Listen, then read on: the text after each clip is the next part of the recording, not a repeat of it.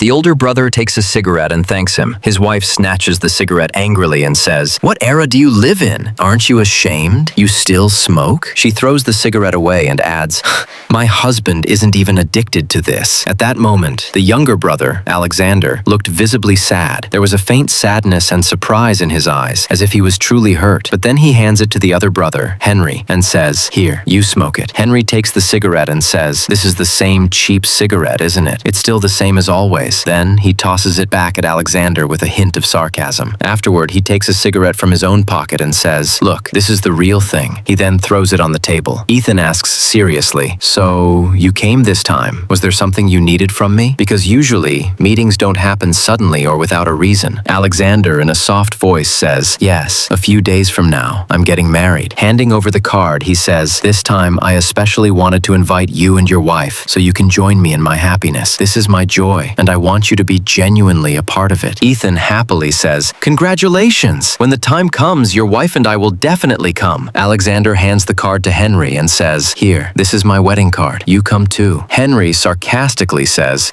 "Who are you to invite me to your wedding?" He throws the card back and adds, "Aren't you just collecting envelopes? Gifts? This is all for money, isn't it?" He opens the wallet, takes out just one note, and throws it toward Alexander, saying, "Here, keep this." The wife sarcastically says, "Oh, who doesn't know your intentions? You just want to make money under the pretense of a wedding. Well, if you need money, just say so. We'd be happy to help you." Ethan angrily says, "Be quiet." Then, looking at Henry, he says, "We've known our brother all these years, grown up together since childhood. How can you treat him like this?" Henry replies, "This is today's society, isn't it? Look at his clothes, so old and worn out. Does he really match our current status?" Ethan, explaining, says, "A brother's wedding is a joyful event. If you don't want to attend, that's fine, but don't insult him." Alexander, in a soft voice, says, "It's okay. I'm used to it. You guys talk. I'm going to the restroom." Ethan says, "All right, come back later." In a firm and angry tone, Ethan addresses the brother and sister-in-law. "Can't you two be a little kind-hearted? Why do you always bother others?" Alexander goes outside, throws the card on the floor, and takes out his phone from his pocket. He tells his secretary, "My two brothers failed my test. Stop working with them." He then ends the call and returns to them. Ethan asks, "You're back? Oh, you usually love snacks, right? I specially prepared some for you. Here, take them." Alexander takes the snacks and thanks him, then says, "I have some work to do. I'm leaving." Ethan says, "All right, take care." After that, Alexander leaves.